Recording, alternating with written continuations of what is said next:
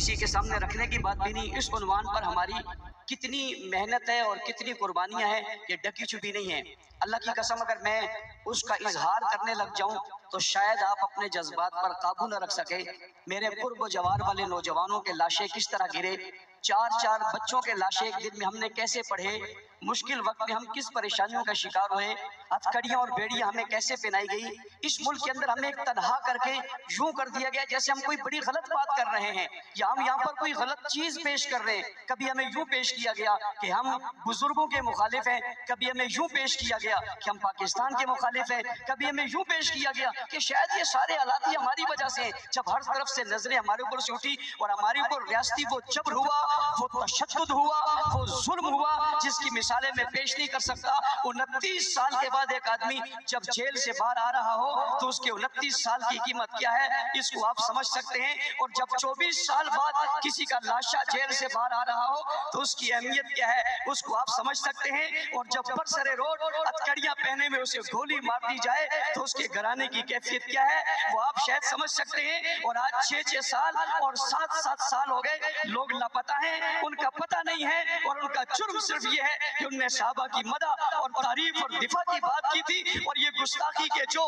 Clip آپ کو سنائے گئے ہیں، اللہ کی قسم یہ بہت کم ہیں، بہت کمزور ہیں، بڑی کم باتیں اتنے شدید تھے. میں نے انہیں منع کیا یہ سب مت دکھاؤ، یہ تو میں برداشت نہیں کر سکتا، یہ کوئی برداشت نہیں کر سکے گا.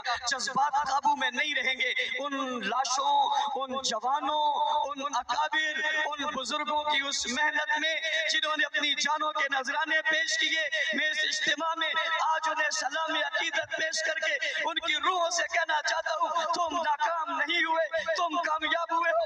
اللہ کی قسم یہ پہلی صف میں بیٹھے اکابر دارالعلوم کراچی، جامعہ بن نوری ٹون، جامعہ فاروقیہ، جامعہ صدیقیہ، جامعہ اصلعلوم، یہ تمام مدارس کے لوگ، یہ اکابر، یہ مشاغر، یہ اساتذہ دانشور اور یہ اسکالر یہاں بیٹھ کر آج یہ کہہ رہے ہیں جو بات آپ نے کہی تھی وہ سچ تھی لیکن یہ کفر چھپا ہوا تھا.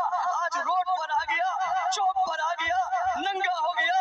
اللہ اس نے میرے پیارے معاویہ جسے رسول اللہ نے دعا دے کر کہا تھا اللہم اجعلہ ہادیا مہدیا مہدی بھی، وہ ابو سفیان جسے رسول اللہ نے کہا تھا آج جس کے گھر میں جس نے بنانے لی اس کو امان ہے، وہ ابو بکر صدیق جس نے نبوت کو کندھوں پہ اٹھایا تھا، غار تک پہنچایا تھا، اپنی چولی میں سلایا تھا، دولت اولاد سب کچھ قربان کی تھی، اپنی بیٹی کا رشتہ دیا تھا.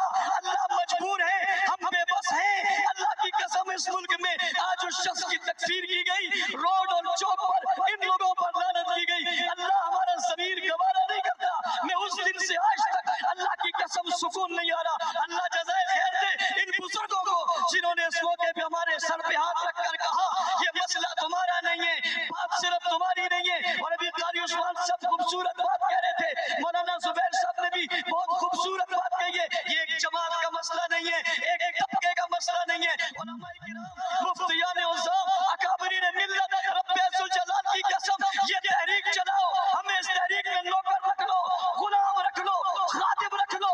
رب ذوالجلال کی قسم میں تمہارے دفتر میں جھاڑو دوں گا، اللہ کی قسم میں تمہارے جوتے اٹھا کر ساتھ سمجھوں گا. ہمیں لیڈری کا کوئی شوق نہیں ہے. میں ہزاروں لیڈریاں صدیق اکبر اور معاویہ کی جوتی پہ قربان کر رہا ہوں. میں جماعت کا صدر ہونے کے باوجود اعلان کر رہا ہوں حضرت اقدس تمہاری جوتیوں کا خادم ہوں، میں اس پہ بیٹھنا چاہتا ہوں. اس تحریک میں آپ آؤ گے، ہم آپ کے غلام بن کر آپ کے دفتروں کی صفائی کرنے کو تیار رہیں گے لیکن آپ کے شانہ بشانہ رہیں گے. اس ظلم کی بڑی داستان ہے، اس کی بڑی تحریک ہے، میں بتا نہیں سکتا، میں اپنی بات کو کرتا نہیں. ان لوگوں کی باتیں یقین کریں، میرے پاس لوگوں کے فون آتے ہیں، میں ذمہ دار ہوں. مجھے وہ مائیں کہتی ہیں میرا بچہ 6 سال سے لاپتہ ہے، فاروقی صاحب بتاؤ کہاں ہے؟ اللہ کی قسم میرے پاس جواب نہیں ہے. وہ رو جاتی ہے، اس کی چیخیں نکلتی ہیں اور وہ ایک دن کہنے لگی میں قیامت کے دن آپ سے سوال کروں گی، میرا بچہ لاپتہ ہے. میرے گھر میں صبح بھی شام بھی دل دھڑکتے ہوئے یہ بات آتی ہے کاش کب یہ خبر آ جائے گی کہ وہ کسی چوک اور چوراہے پہ پڑا ہوا ہے. میں آپ سے سوال کروں گی. میں نے کہا اماں جی ہاتھ جوڑ کر کہتا ہوں میں بے بس ہوں. میں نے ہر دروازہ کھٹکھٹوایا، میں نے روڈ پر دھرنے دیے، میں اکیلا تنے تنہا اس کراچی کی سڑکوں پر رولتا رہا. مجھے گولیاں ماری گئی، میں نے برداشت کر لی. میرے اوپر حملہ ہوا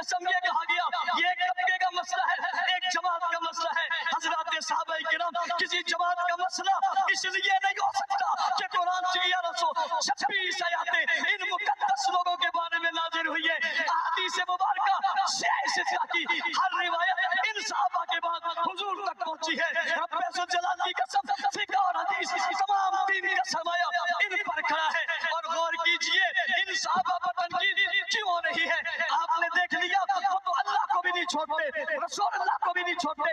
लेकिन निशाना सहाबा को इसलिए बनाया कि इस्लाम की इमारत सहाबा पर खड़ी है और वो ये इमारत गिराना चाहते हैं। याद रखना, इमारत गिराने वालों कुछ इमारत के चौकीदार भी हुआ करते हैं। मैं आज बरबला कहता हूँ, हम ठेकेदार नहीं है, अल्लाह की कसम हम लीडर और ठेकेदार नहीं है, हम सहाबा की उस इमारत के चौकीदार हैं। और ये मानना पड़ेगा, मार हमेशा चौकीदारी खाता है, मार ठेकेदार नहीं खाता। हम चौकीदार बन के खड़े उस इमारत को गिराना चाहते हैं, हम उस इमारत को बचाना चाहते हैं। आज बरेली मकतबा फिक्र के मेरे दोस्त यहाँ मौजूद, अहले हदीस मकतबा फिक्र के लोग यहाँ मौजूद, जमीयत उलमा इस्लाम सिंध, जमीयत उलमा इस्लाम तंजीमात मदारिस दीनिया, अशातुत तौहीद व सुन्ना, दीगर तमाम जमातें खत्म नबूवत की यहाँ मौजूद है। आज इन्होंने हमें सहारा दिया। मैं इनके तवस्सुस से कहना चाहता हूँ, हजरत अकाबिर आपने एतमाद किया है, अल्लाह की कसम पहले भी कुर्बानियां दी थी, उससे बढ़कर देने को तैयार है। आपके साए के तले हम निकलने को तैयार है, चाहे जो हो जाए हम सह लेंगे, अल्लाह की कसम आपको मायूस नहीं करेंगे। और अगली बात, अरबाब इक़्तिदार से जब ये गुस्ताखी हुई, शहर कराची में यह खबर फैली, उस वक्त हुजूम कंट्रोल नहीं हो सकता था, हमने कंट्रोल किया। इस मुल्क और कराची की इस बदअमनी को हमने बचाया। इन अकाबिर की वजह से वो बची है। और जनाब इज्जत माब, अगर दूसरे दिन तिब्बत सेंटर पर हम जमा हो जाते तो वो तिब्बत सेंटर से लेकर बिन्नौरी टाउन तक ये बहुत बड़ा एक काफिला होना था। सिर्फ वही नहीं रहना था, ये कहीं भी जा सकता था। हमने इस दुख को, और अल्लाह की कसम हमारे माँ बाप, औलाद, खानदान, माल